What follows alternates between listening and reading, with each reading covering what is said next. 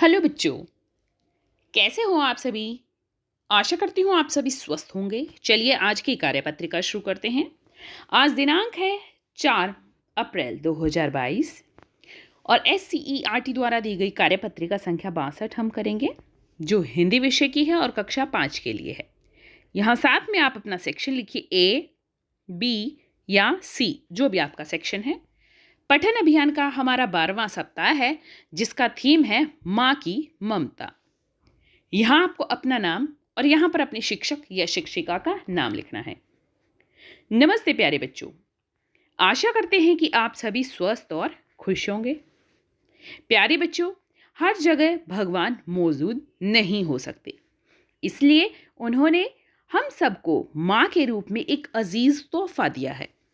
माँ अपने बच्चों का विषम परिस्थितियों में भी किस प्रकार से लालन पालन करती है, आइए नीचे दी गई कहानी से जानते हैं। चलिए एक कहानी पढ़ते हैं कि उसमें माँ ने किस तरह विषम परिस्थितियों में भी बच्चों का लालन पोषण किया। आम के पेड़ पर एक सुरीली नाम की चिड़िया रहती थी।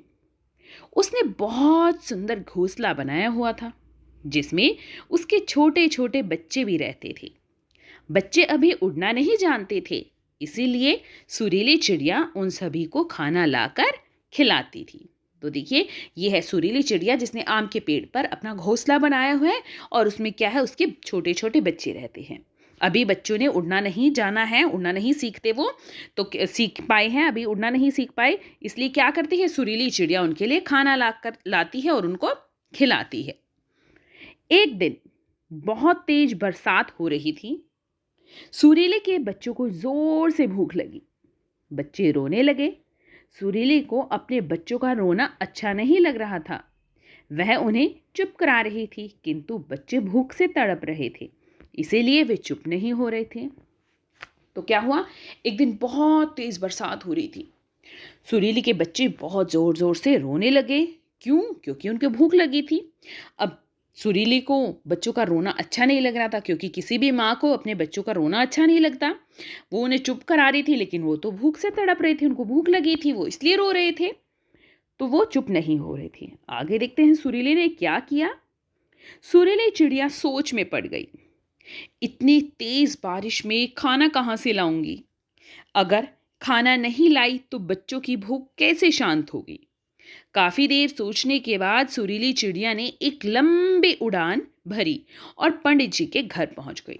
अब यहाँ पर सुरीली चिड़िया सोचने लगी कि इतनी तेज बारिश हो रही है, मैं खाना कहाँ से लाऊं, और अगर खाना नहीं लाई तो बच्चे भूखे मर रहे हैं, भूख उन्हें बहुत तेज लग रही है, वो शांत नहीं होंगे। तो क्या हुआ, काफी देर सोचने के बाद उसने एक लंबी सी उड़ान भरी और पंडित जी के घर पहुंच गई। पंडित जी ने प्रसाद में मिले दाल, चावल और फलों को आंगन में रखा हुआ था। चिड़िया ने देखा और बच्चों के लिए अपने मुंह में ढेर सारे चावल रख लिए। घोंसले में पहुंचकर चिड़िया ने सभी बच्चों को चावल के दाने खिलाए। अब बच्चों का पेट भर गया तो वे सब चुप हो गए और आपस में खेलने लगे।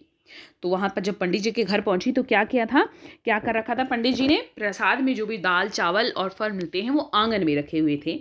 चिड़िया ने वो देखे और अपने मुंह में ढेर सारे चावल रख लिए। जितने भी चिड़िया के मुंह में आ पाए उसने उतने चावल रख लिए।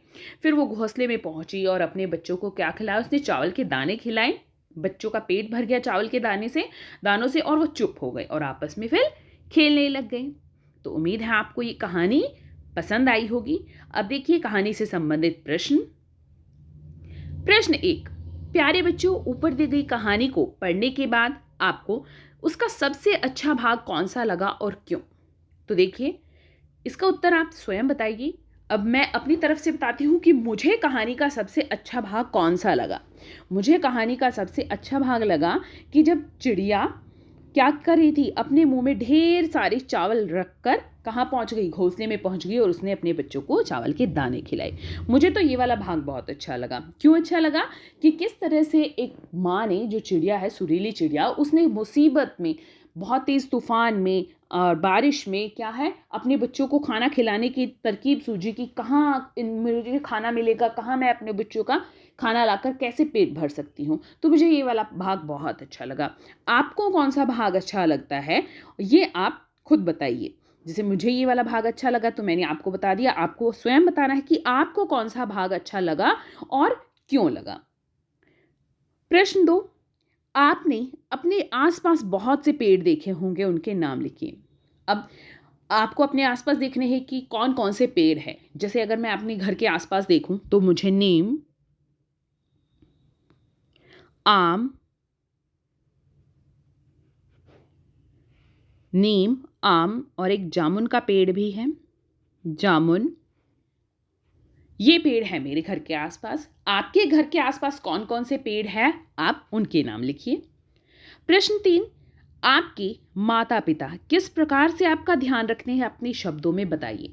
तो आपके माता पिता किस तरह से आपका ध्यान रखते हैं वो आपको अपने शब्दों में बताना है। देखिए, जैसे हमारे माता पिता क्या करते हैं, हमें समय पर खाना, कपड़े और क्या होता है, जो भी हमें पढ़ाई के लिए चीज़ें चाहती हैं पढ़ाई की जो भी ज़रूरत की चीज़ें होती है वो हमें समय पर देती हैं। ये हमारा ख्याल रखते हैं, इस प्रकार से हमारा ध्यान रखते हैं। और क्या करते हैं, हमसे बहुत प्यार करते हैं, जो भी हमारी ज़रूरत की चीज़ें हैं वो कोशिश करते हैं कि वो हमें क्या प्राप्त करा सकें। तो इस तरह से क्या है, हमारे माता पिता हमारा ध्यान रखते हैं। आप अगर अपने शब्दों में किसी और तरीके से बताना चाहते हैं तो वो भी बता सकते हैं, अन्यथा इसे किस तरह से लिखेंगे देखिए किस तरह से आप लिखेंगे। प्रश्न 3 का उत्तर, मेरे माता पिता मुझे बहुत प्यार करते हैं, सभी ज़रूरत की चीज़ें समय पर देने का प्रयास करते हैं। अब देखिए, कई बार ऐसा होता है कि हमें किसी चीज़ की ज़रूरत होती है और क्या है, उसी समय पर नहीं ला पाते, वो क्या करते हैं 1-2 दिन बाद देते हैं हमें कोई ज़रूरत की चीज़, क्योंकि बहुत सारे कारण हो सकते हैं इसके पीछे। परंतु हर एक माता पिता की इच्छा होती है कि जो भी मेरे बच्चे मुझसे मांगे ज़रूरत की चीज़ें, वो हम उन्हें समय पर दे दें। तो अगर आप कोई और इसमें शब्द जोड़ना चाहें तो वो भी आप जोड़ सकते हैं, या अपनी तरफ से कोई अगर लाइन जोड़ना चाहते हैं तो वो भी जोड़ सकते हैं। अब देखिए, प्रश्न 1 का उत्तर किस तरह से लिखेंगे। देखिए, प्रश्न 1 का उत्तर आप किस तरह से लिखेंगे कि मुझे कहानी का वो भाग भाग के बाद इस तरह कोमा, जिसमें सुरीली अपने बच्चों के लिए चावल, ये चावल है यहाँ पर, चावल के दाने लाती है, सबसे अच्छा लगा, क्योंकि एक माँ ने इतनी मुसीबत में भी बच्चों को खाना दिया। तो मुझे इसीलिए अच्छा लगा कि इतनी बारिश होने के कारण, तूफान होने के कारण भी उसने खाना ढूंढा और अपने बच्चों के लिए खाना लेकर गई।